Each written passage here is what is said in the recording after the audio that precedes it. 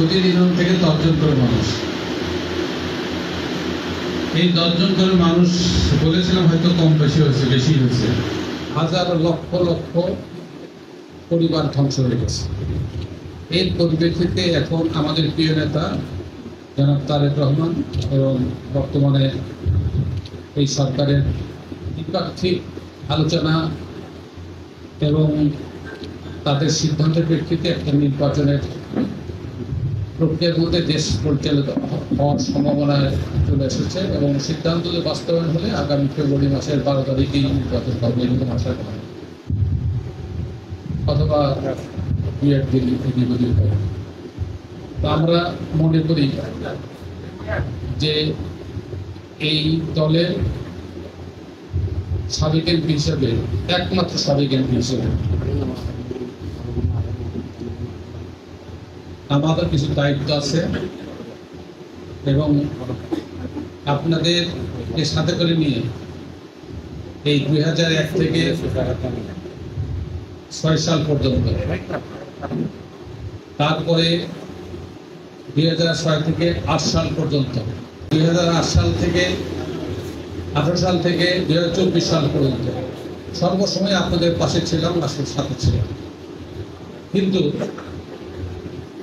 আমরা এখন যে জিনিসটা করতে চাই, যে নির্বাচনকে সামনে নিয়ে আমাদের এই দলটি, যারা সেই সময়ে যেই নেতাকর্মীরা সবচেয়ে বেশি সাফার হয়েছে, বিশেষ করে 18 সালের নির্বাচনে আমার সোনাতলার থেকে প্রায় 800 জন লোক তারা জেল খেটেছে, অনেকে জেল খেটেছেন, অনেকেই বাড়িঘর ছাড়া, পরিবার ছাড়া, তারা বিভিন্নভাবে ঘর ছাড়া ছিলেন। আমরা মনে করি যে জনগণের সাথে সম্পৃক্ত থাকার জন্য আমাদের সবারই অনেক কিছু ক্ষতি হয়েছে এই 17 বছরে।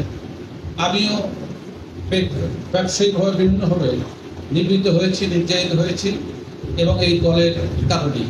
কিন্তু আমরা সেই কথাগুলো যত না তুলব, তার চেয়ে বেশি কথা বলতে চাই যে এই ক্রাইসিস মুহূর্ত থেকে আমরা কিভাবে উত্তরণ ঘটাতে পারবো। এই কথাগুলো বলতে প্রতিটি মানুষের যদি 10 মিনিট সময় লাগে, 20 মিনিট সময় লাগে, সেই 20 মিনিট সময় করবেন, কিন্তু একটি মানে আপনারা যে কথাগুলো বলবেন সেই কথাগুলো যেন আমাদের কাজে লাগে, আমাদের সামনের দিনে কাজে লাগে।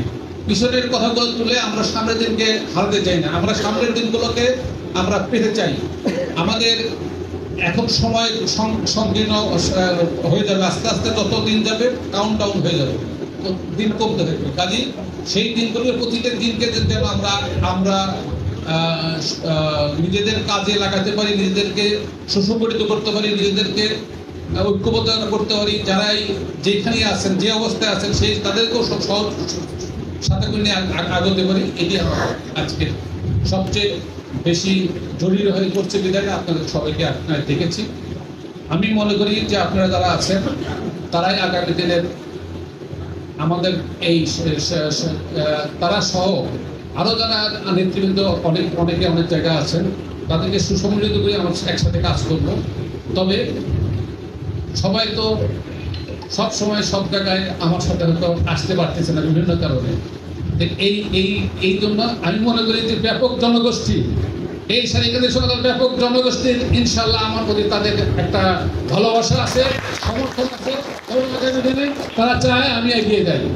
এই এগিয়ে যাওয়ার ক্ষেত্রে পরিষ্কার কথা হলো যে আপনাদেরকে সহযোগিতা চাই, আপনাদের সাথে করে নিয়ে, আপনাদের দোয়া নিয়ে, আপনাদের পাশে রেখে আমি সামনে এগিয়ে যেতে চাই।